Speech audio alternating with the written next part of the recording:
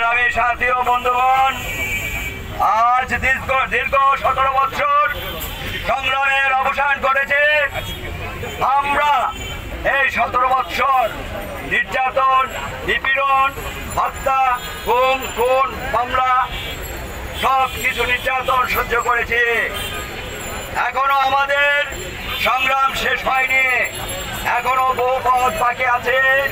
আমাদেরকে সম্মিলিতভাবে রাজপথে থাকতে হবে এবং রাজপথে সংগ্রাম করতে।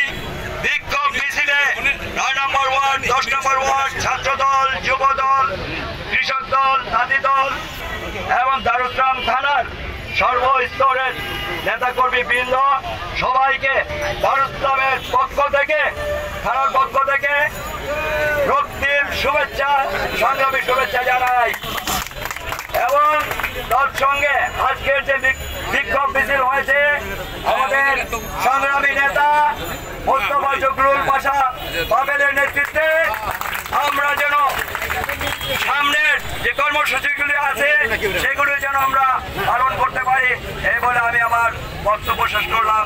ধন্যবাদ। বাংলাদেশ জিন্দাবাদ, বাংলাদেশ জাতীয়তাবাদী দল জিন্দাবাদ।